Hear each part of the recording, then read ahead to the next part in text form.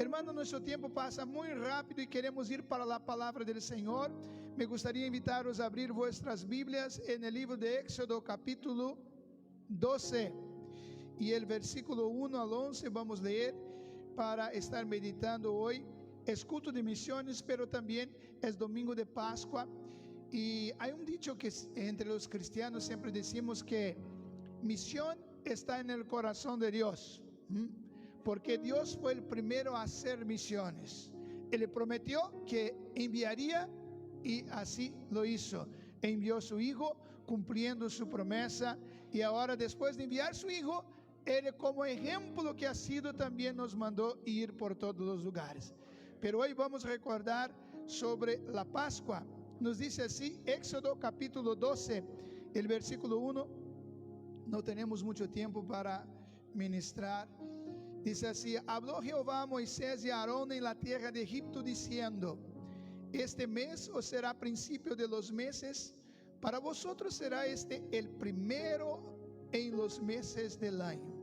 Habla a toda la congregación de Israel diciendo: en el 10 de este mes tómese cada uno un cordero según las familias de los padres, un cordero por familia. Mas si la familia fuere tan pequeña que no baste para comer el cordero, entonces él y su vecino inmediato a su casa tomarán uno según el número de las personas, conforme al comer de cada hombre haréis la cuenta sobre el cordero. El animal será sin defecto, macho de un año. Lo tomaréis de las ovejas o de las cabras, y los guardaréis hasta el día 14 de este mes, y lo inmolará toda la congregación del pueblo de Israel entre las 2 tardes, y tomarán de la sangre y la pondrán en los postes en el dintel de las casas en que lo han de comer. Aquella noche comerán la carne asada al fuego y panes sin levadura, con hierbas amargas lo comerán. Ninguna cosa comeréis de ella cruda, ni cocida en agua, sino asada al fuego, su cabeza con sus pies y sus entrañas. Ninguna cosa dejaréis de ella hasta la mañana, y lo que quedare hasta mañana lo quemaréis en el fuego. Y lo comeréis así: ceñidos vuestros lomos, vuestro calzado en vuestros pies, y vuestro bordón en vuestra mano, y lo comeréis apresuradamente. Es la Pascua de Jehová. Amén, hermanos. Hoy quería con este texto hacer un paralelo entre el cordero de la Pascua de los judíos y el cordero de la Pascua de los cristianos, ¿no? Y mostrarle y recordarle, porque creo que ya sabéis que el cordero ofrecido en la Pascua apuntaba para el cordero ofrecido en la cruz, o sea, a Cristo, que realizaría esta obra para salvar la humanidad de sus pecados. Estaremos meditando sobre 5 puntos. Primero, ver el significado del término Pascua, cómo ha sido o cómo era celebrado o es celebrada la Pascua entre los judíos, quién podría comer la Pascua, el significado de la Pascua para los cristianos y hasta cuándo debemos conmemorar la Pascua. Ahora, el significado del término Pascua significa pasar por encima o saltar. Y la Pascua fue establecida en Egipto. ¿Te acuerdas cuando Israel quedó, cuántos años? 430 años. 430 años como, no todos esos años como esclavo, pero esclavo en Egipto. Y Dios mandó 10 plagas para manifestar su poder y mostrar para Egipto y a todos que hay uno solo Dios. Pero Faraón, terco, duro de corazón, se opuso contra Dios y no quiso dejar el pueblo ir. Entonces, en la última plaga, Dios habló con Moisés y orientó diciendo que en aquella noche ellos deberían preparar el cordero conforme hemos leído, y deberían matar, coger su sangre y pasar en los dinteles de la puerta. Y porque en la medianoche el Señor visitaría, y todos los primogénitos, desde los animales hasta los hijos de los hombres, serían muertos en las casas que no tuviera pasada esta sangre. Es interesante que si tú prestar atención en las 9 plagas anteriores, Dios no obligó a los israelitas prestar atención o guardaren también ciertas orientaciones.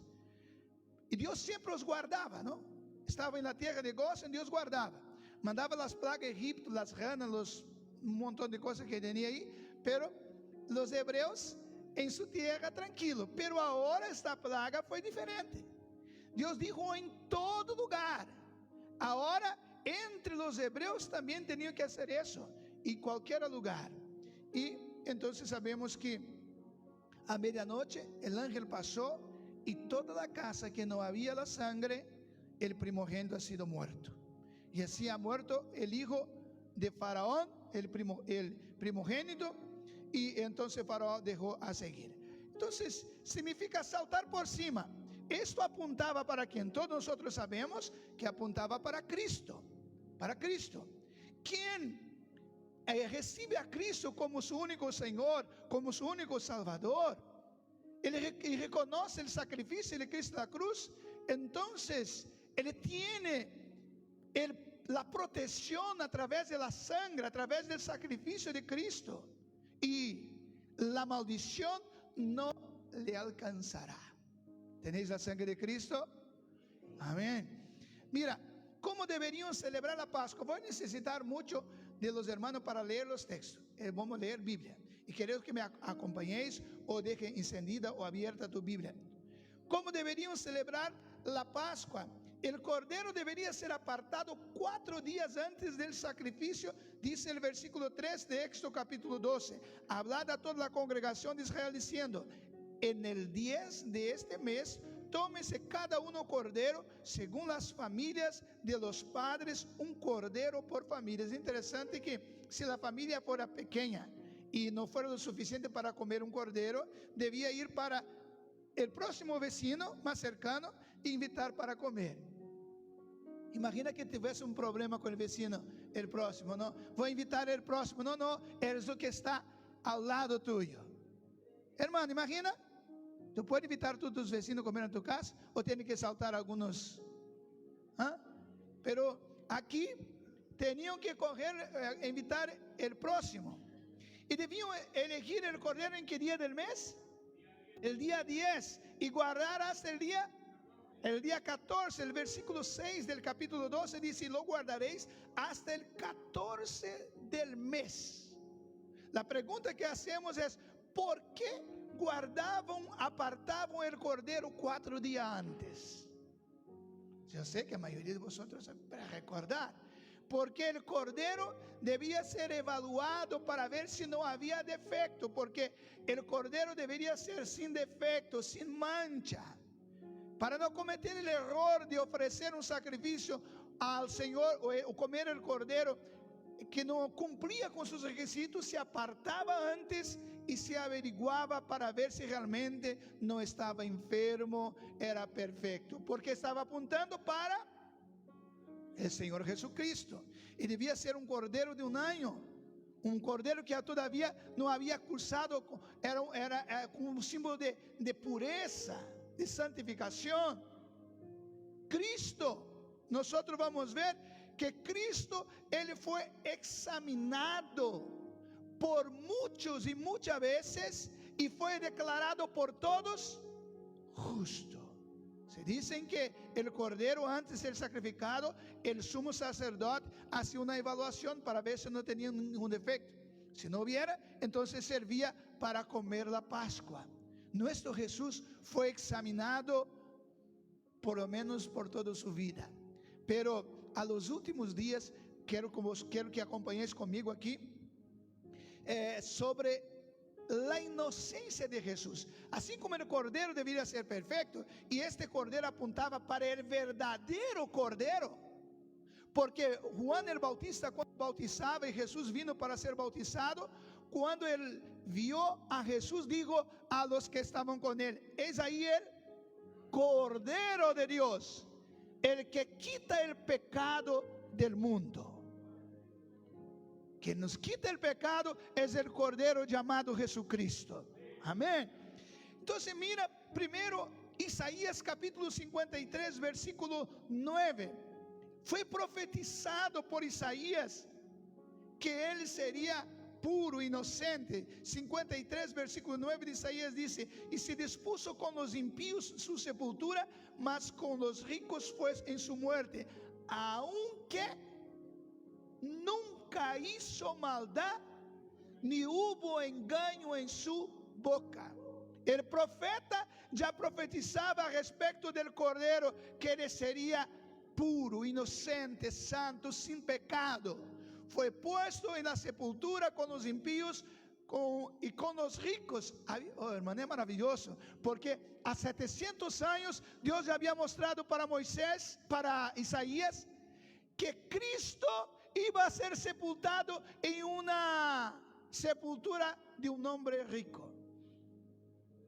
Pero quizás te preguntase, ¿por qué Jesús no se preocupó en preparar una sepultura para él? Hay una canción en portugués que dice: ¿para qué preocuparse con el sepulcro si solo iba a pasar 3 días? ¿Eh? Y él fue sepultado en un sepulcro que no era suyo, que era de José de Arimatea, ¿no? Prestado por unos díasitos, ¿no? Porque al tercer día ele resucitó. Entonces el profeta profetizó a respecto de la inocencia de Jesús. Evangelio de Juan capítulo 1 versículo 29, confirmado por el Juan el Bautista, que dijo: he aquí el Cordero de Dios que quita el pecado del mundo. Para poder quitar el pecado hay que ser santo. Por eso que solo Dios podría perdonar nuestros pecados. Amén. Otro declarado por Jesús, el propio Jesús en Juan 8:46. El propio Jesús se declaró justo, santo. Él dijo así para los que estaban con él: ¿quién de ustedes me convence de pecado? Hermano, ¿quién de nosotros podría ponerse aquí en pie y decir así: ¿quién de vosotros me convence de pecado? Yo no tengo pecado. Imposible. Pero Jesús dijo: ¿quién de vosotros convénceme de pecado? Apúntame a un pecado. Él se declaró, estaba diciendo: yo soy el Cordero profetizado por Isaías, por Juan el Bautista, que vino a preparar. Pero primera de Juan capítulo 3 versículo 5, confirmado también por el apóstolo Juan. No ahora el Juan Bautista, pero el apóstol dijo así: y sabéis que él apareció para quitar nuestros pecados, y no hay pecado en él. Oh, aleluya. No hay pecado en él. Aquí son las declaraciones proféticas y también de los apóstoles. Ahora Pilatos y Herodes, cuando Jesús fue llevado, Lucas capítulo 23 versículo 14 y 15, Pilato era el gobernador. Jesús fue examinado por Pilatos, no una vez, sino más de una. También por Herodes. Mira la respuesta de ellos. Ahora es Evangelio, ahora es Lucas capítulo 23 versículo 14. Dice: y les digo: me habéis presentado a este como un hombre que perturba al pueblo, pero habiéndole interrogado yo delante de vosotros, no he hallado en este hombre delito alguno de aquellos de que me acusáis, y ni a un Herodes, porque os remetí a él, y aquí nada digno de muerte ha hecho este hombre. Este es el Cordero. Primera de Juan capítulo 2 versículo 22. El apóstol Pedro dijo así a respecto de Jesús: no cometió pecado, ni se halló engaño en su boca. Lo mismo que el profeta Isaías había dicho. El escritor de los Hebreos, capítulo 4, versículo 15, él confirmó también diciendo: porque no tenemos un sumo sacerdote que no pueda compadecerse de nuestras debilidades, sino uno que fue tentado en todo, según nuestra semejanza, con una diferencia, pero sin pecado. Querido hermano, todo lo que ha experimentado o que puede experimentar de tentación, Cristo ya experimentó y venció todo. Por tanto, sabe lo que tú pasas, sabe de tus sufrimientos y puede librar. La diferencia es que nosotros caímos, fallamos, pero Él permaneció sin pecado. Oh, aleluya, aleluya. Glorias al Rey de Reyes y Señor de Señores. El apóstol Pablo, en la segunda carta a los Corintios, capítulo 5, 21, también dijo así: al que no conoció pecado, por nosotros lo hizo pecado, para que nosotros fuésemos hechos justicia de Dios en él. Al que no conoció pecado. Ese conoció aquí significa relacionarse. Él no tuvo relación con el pecado. Entonces Jesús fue confirmado su santidad, su perfección, su inocencia. Y el Cordero de la Pascua apuntaba para el Cordero Jesucristo. Ahora, dice también que tenía el versículo 5, volvemos al capítulo 12 de Éxodo, dice que el Cordero debería ser un macho cabrio de 1 año, porque apuntaba para la humanidad de Cristo. Dice que Isaías dijo así: Él fue oprimido y afligido, pero no abrió su boca.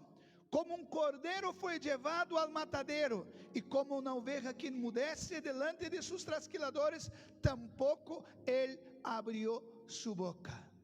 Imagina Jesús, el Todopoderoso, el Dios de dioses, con toda su gloria, se hizo como un de nosotros, como un cordero. No abrió su boca. Fue llevado al matadero, o siendo que podía escapar de la situación, pero como un cordero mudo, no abrió su boca. Éxodo capítulo 12, versículo 6, dice que el cordero debía ser sacrificado por el pueblo.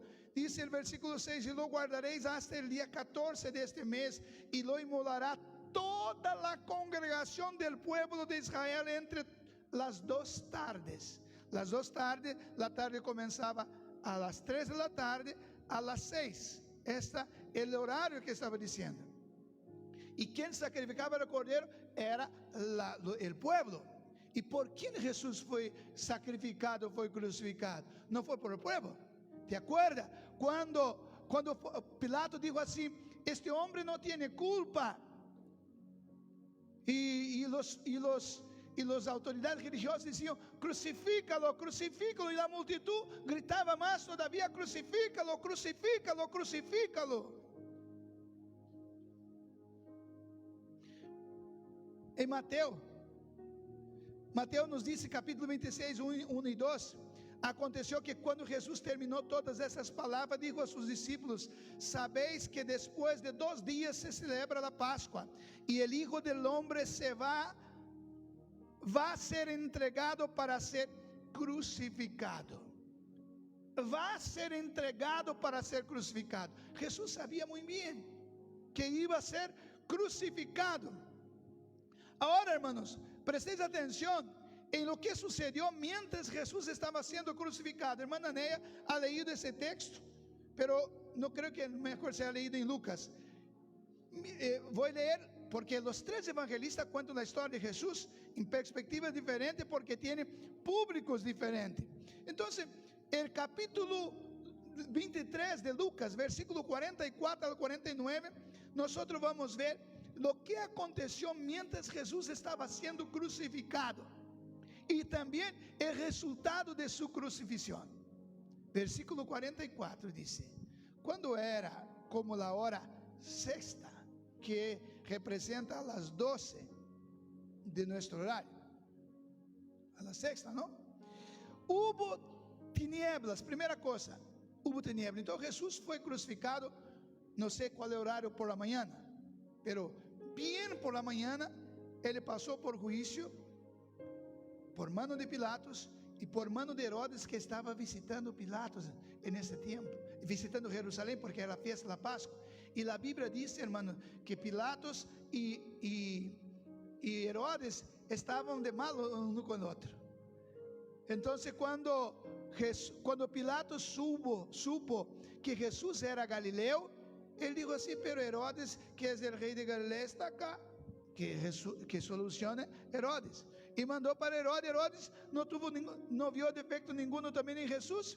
E a Bíblia diz que naquele dia Herodes e Pilatos se hicieron amigos. Hasta na morte de Jesus, Jesus está sendo amigos, unindo el uno al outro. E disse assim: hubo tinieblas sobre toda a terra hasta a hora novena. A terra se cubrió de densas tinieblas. Aí na versão Nueva Versão Internacional diz densas tinieblas. Hermano, Jesus começou a ser abandonado quando foi arrestado. Huyeron. Jesus estava solo. Os amigos de Jesus estavam aí na crucificação, pero mais apartado. Aí estavam os soldados crucificando a Jesus, e Jesus já estava levantado no madeiro. E alguns dizem que a cruz, alguns dizem, não é leído na Bíblia, que a cruz que Jesus foi crucificado não havia sido hecha para ele, porque havia um criminoso que era para ser crucificado. ¿Te acuerdas o nome dele? Barrabás. Era como que diz o nome que hace sedição? Um delinquente, um malhechor. E como era, a Bíblia nos diz, uma costumbre liberar uno no dia por ocasião da Páscoa. Então Pilato, intentando liberar a Jesus, pensou consigo: bueno, Pilatos vai ser muerto, crucificado. Jesus não é tão mal assim. Creio que eu posso liberar a Jesus. E então se apresentou os dois, depois que Jesus estava já dilacerado e com uma corona de espina na cabeça, e apresentou os dois e disse: aqui tenéis a Jesus, vuestro rei. E alguém gritou e disse: não dile que é o rei, ele se diz rei. E a Barrabás, quem quereis que solteis? E o povo não pensou duas vezes. Terminou, quando Pilato termina de falar, começa a gritar: Barrabás, Barrabás, Barrabás. E Pilato aún pergunta: pero que quereis que haga com Jesus el Nazareno? Dijo: crucifícalo, crucifícalo, crucifícalo. Hermanos, eu não queria estar aí este dia. ¿Sabe por quê? Porque quizás seria uno de la multitud que iba a gritar: crucifícale, crucifícale, crucifícale.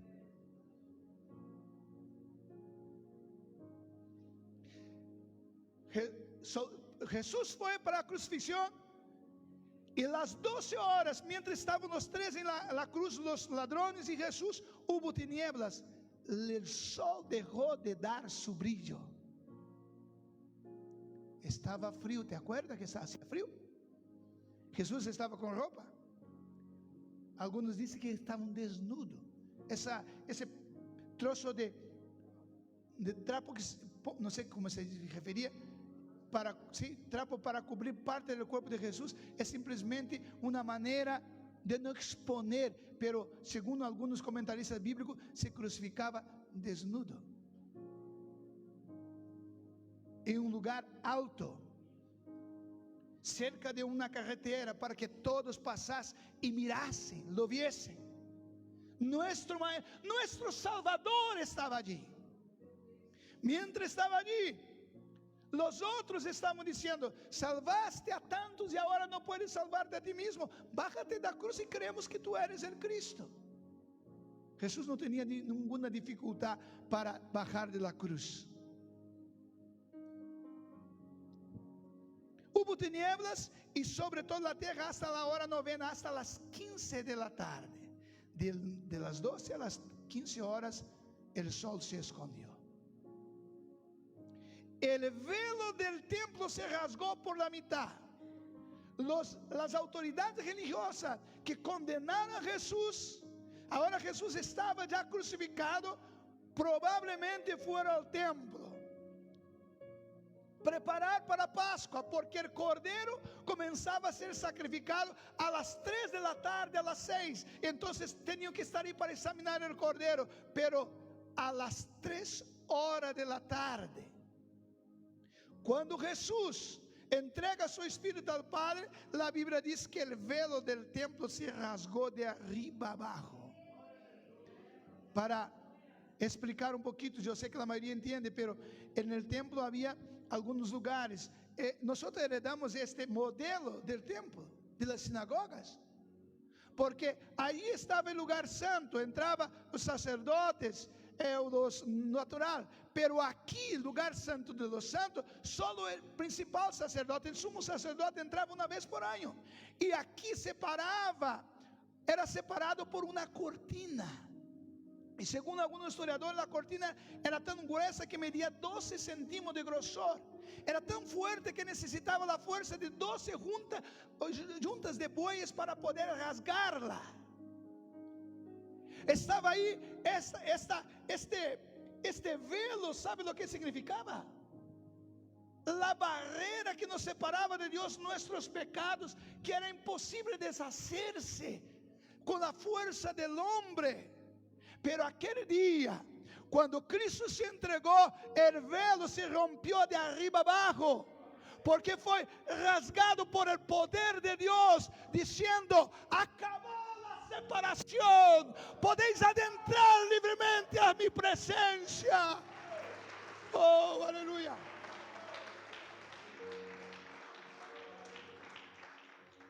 Entonces, dice versículo 46, Jesús clamando a grande voz, dijo: Padre, en tus manos encomiendo mi espíritu.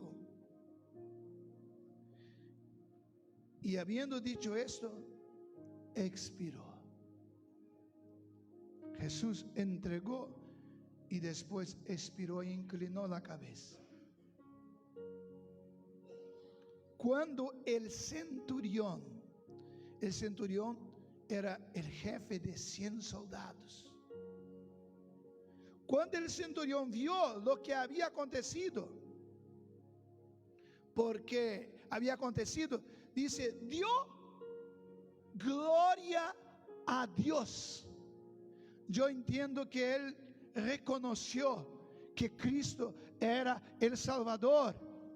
En otras palabras, creyó en Cristo, se arrepintió de sus pecados. Y Dios estaba escuchando la oración que Jesús había hecho en la cruz. ¿Cuál era la oración? Padre, perdónales porque no saben lo que hacen. Dios estaba perdonando y dio gloria a Dios diciendo: verdaderamente este hombre era justo.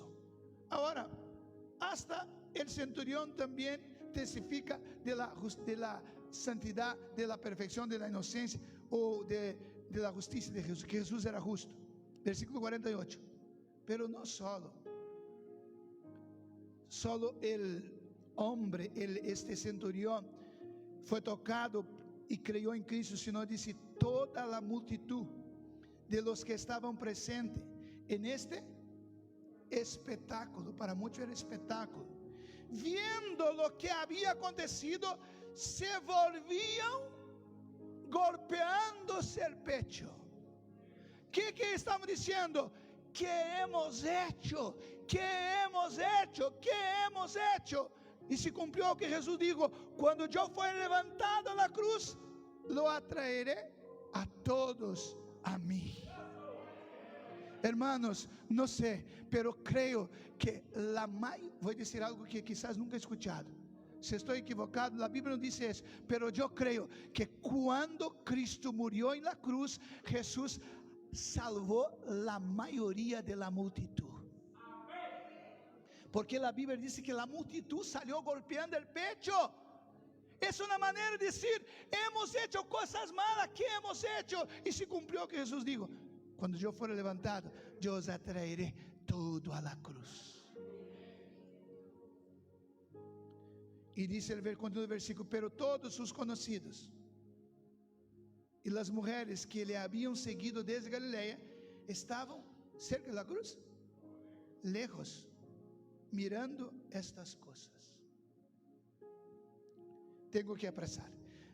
Versículo 7 de Éxodo, tenía que marcar sus casas con la sangre del cordero. No podemos comer la Pascua si no tenemos la marca de la sangre. No podemos comer la Pascua si no tenemos la marca de esa sangre en nuestra casa, que es nuestro corazón, el Espíritu Santo de Dios. La Pascua solo podía comer, las casas deberían ser marcadas con la sangre, deberían comer la carne asada. Yo voy a saltar. Tenían que ser comidos con pan sin levaduras y hierbas amargas. Aquella noche comerán la carne asada al fuego y pan sin levadura con hierbas amargas comerán. Eso era, pan sin levadura significa la separación del mundo, con la vida santificada. Hierbas amargas para recordar del sufrimiento que habían tenido en Egipto. Por eso que cuando comen la Pascua, pan sin levadura y hierbas amargas. Coge el pan y moja el pan en la salsa de hierbas amargas y come, porque es rico. No, es para arder mismo recordar que un día fuimos esclavos. Y también mira, el versículo 11 del capítulo 12, dice que tenían que comer listos para viajar. Dice así, y lo comeréis así, ceñido vuestros lomos, vuestro calzado en vuestros pies y vuestro bordón en la mano, y lo comeréis apresuradamente. Es la Pascua de Jehová. Ellos debían comer preparado. ¿Por qué? ¿Por qué, hermanos? Porque de un momento para otro iba a salir la orden, salí. Y no daba tiempo para ir a arreglarse, poner sandalias en los pies, seguir, quiere decir, poner el cinturón. No, tenía que comer preparado. Y desde que Jesús vino y murió por nosotros, Él está diciendo, esté preparado, esté con los lomos ceñidos, calzados con vuestros pies, porque de un momento para otro sonará la trompeta. Aleluya, sonará la trompeta. Y los que estuvieran preparados serán arrebatados, tomados con fuerza, y vamos a recibir a Jesús en las nubes. Por eso, así que si no estás preparado, aprovecha hoy. Jesús dijo así en Mateo 25:13, velá pues, porque no sabéis el día y la hora en que el Hijo del Hombre vendrá. Hay creyente, hermano, que está jugando.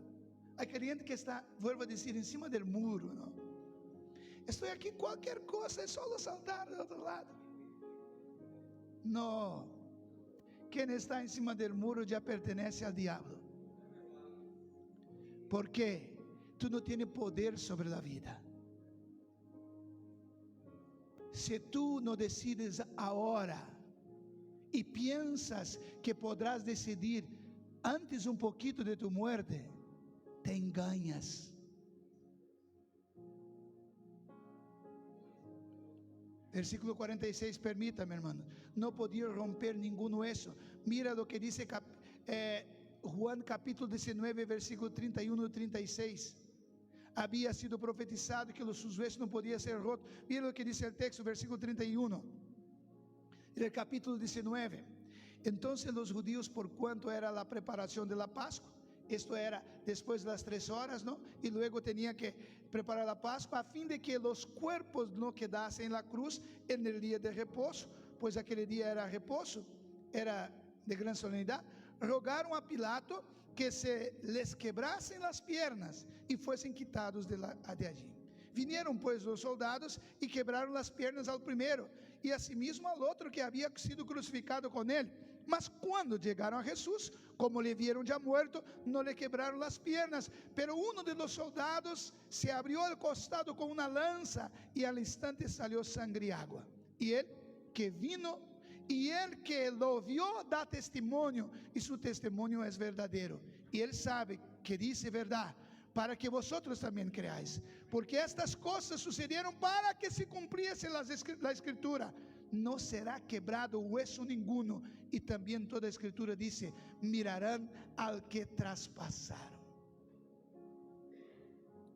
Se cumplió la palabra de Dios, es palabra de Dios.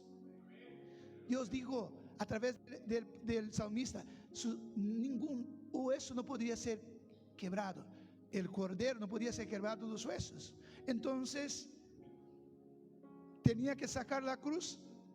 Las personas que eran crucificadas a veces llevaban 3 a 4 días para morir en la cruz. Pero llegaron el primero, estaba vivo, quebraron las piernas.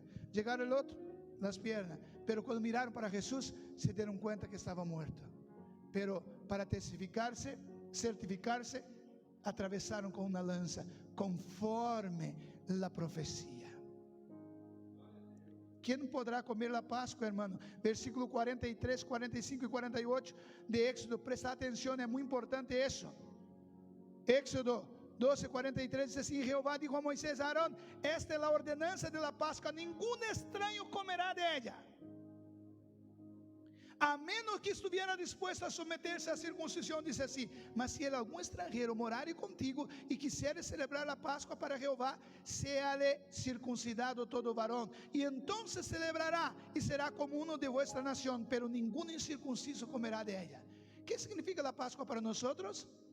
La Santa Cena, ¿no es eso?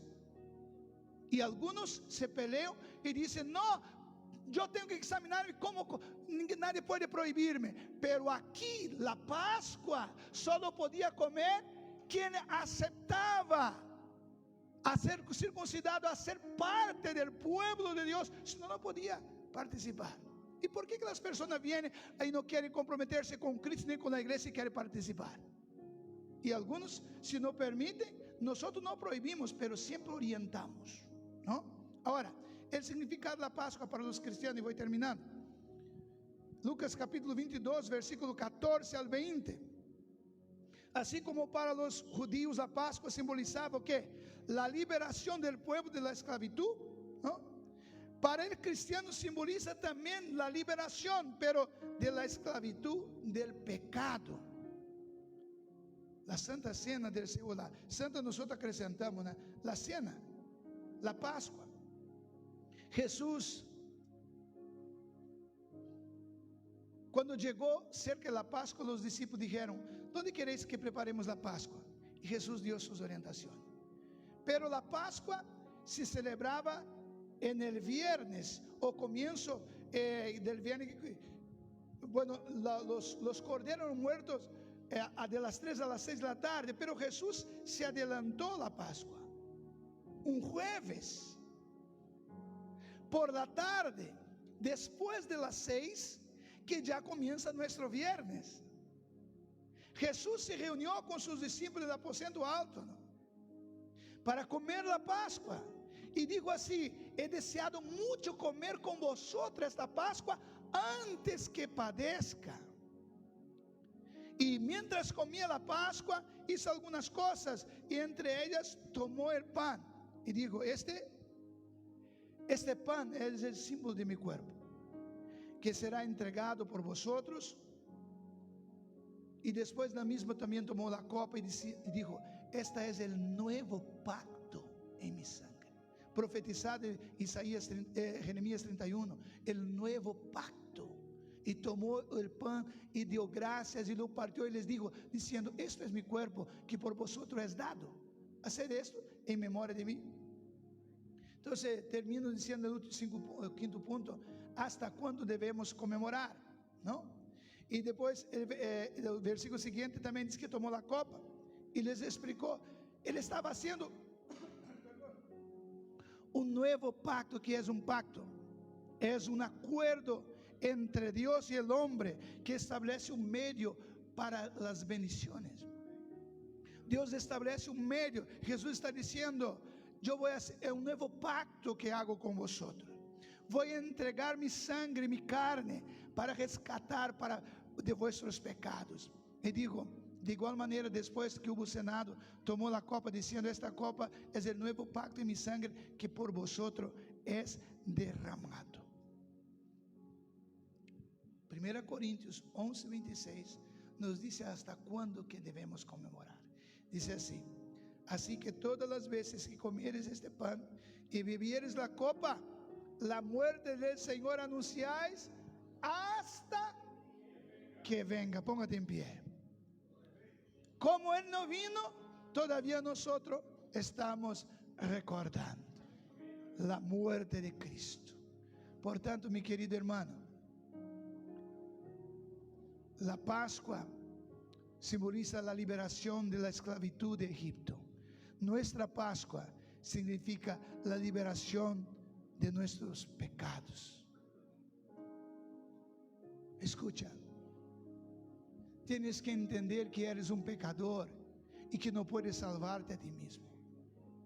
No hay nada que pueda hacer por tus pecados, porque si pudiera, Cristo no hubiera necesitado venir. Tienes que entender que tú no puedes perdonar, tú no puedes buscar santificarse, apartarse del pecado para recibir la aprobación de Dios. Tú nunca vas a conseguir santificar su vida lejos de Dios, porque solo Cristo es que te santifica. Por tanto, mi hermano, hoy es un día de comprometerse con Dios, de verdad. Hoy vosotros acompañan como que están las iglesias. Ya no se predica más el evangelio. Las personas no les gusta más escuchar la palabra. Felicitaciones a vosotros que soportan media hora, 40 minutos escuchando la palabra, pero en muchas iglesias no soportan más. Es hora de firmar nuestros pies con Cristo. Hoy es hoy es Pascua. Cristo hizo un nuevo pacto. Quizás usted ya hizo ese pacto y rompió con este pacto, pero hoy Cristo te recuerda diciendo: yo hice un pacto contigo. Tú puedes haber roto el pacto que hiciste conmigo, pero yo permanezco con mi pacto contigo. Y el Señor te llama para renovar el pacto con Él. Yo sé que la hora pasa, hermano. Dame unos minutos, por favor. Yo quiero orar por ti. Yo quiero orar por ti. Hoy es un día muy especial, porque tú nunca olvidarás de ese día, la Pascua. Renové mis propósitos en el día de la Pascua del año 2023. He entregado mi vida para Jesús el día de la Pascua del año 2023. Yo quería orar con vosotros. ¿Dónde está usted que quiere renovar el pacto con el Señor? Ven acá. Ven acá. Renovar el pacto con el Señor. Señor, yo quiero renovar, Señor. Yo quiero ser mejor, Señor. Yo quiero comprometerme más contigo, Señor. Eso. Yo renuevo constantemente, porque a veces me doy cuenta que voy me apartando, y el Espíritu Santo me trae a la memoria diciendo: tienes que acercarte. Acércate a Cristo esta mañana. Acércate a Él. Ven más adelante, porque muchas personas vengo más adelante. Sí, el Señor Jesús está aquí esta mañana, recordando del pacto que hizo con nosotros, que ha entregado su sangre por nosotros en la cruz. Derramó su sangre en la cruz por nosotros. Oh, hermano. Oh, como me gustaría que Cristo hiciera lo que Cristo hizo en mi vida y en mi corazón. Me acuerdo cuando Él entró en mi corazón. Cómo ha sido maravilloso. Cómo ha sido maravilloso haber experimentado este amor de Cristo. Y tú, hermano, no puedo juzgar, no conozco vuestras vidas, no conozco vuestro corazón. Lo que quiero, lo que deseo es que sienta lo que he sentido, lo que siento, el gozo, la alegría, la paz que solo Él puede darnos.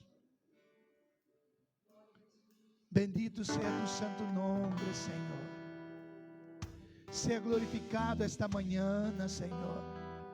Mira estas personas que están aquí adelante, Señor. Escucharon tu palabra, Jesús. estão renovando seus propósitos, reconhecendo que necessitam ser melhor. E tu puedes hacerles mejor, tu puedes perdonarles, tu puedes fortalecerles, renovar sus fuerzas, papá. Oh Dios Todopoderoso, Dios Todopoderoso, perdona a tus hijos esta mañana, Jesús. Abraza otra vez. Permita que puedan volver a sentir la alegría de tu salvación, papá. Que siente el perdón de sus pecados, que sea abrazado por ti esta mañana, Señor. Adora al Señor esta mañana. Permanezca con tus ojos cerrados, concentrado con Dios. Que el Espíritu Santo se mueve aquí y va a tocarte esta mañana. El Espíritu Santo va a tocarte esta mañana. Oh, se ha liberado esta mañana. Deja las cosas del mundo hacia atrás. Cristo dejó todo para rescatarte, para venir a buscarte. Él vino a tu encuentro. Oh, mi Señor Jesús. Señor Jesús. Señor Jesús. Yo te pido, papá, en el nombre de tu Hijo Jesús, bendice estas vidas esta mañana, Espíritu Santo, que injerta nuestro cuerpo en el cuerpo de Cristo. Realiza ahora el milagro del nuevo nacimiento, Señor. Mi Dios, mi Dios, mi Dios, mi Dios, fortalece estas vidas, Señor. Dales fuerza, papá.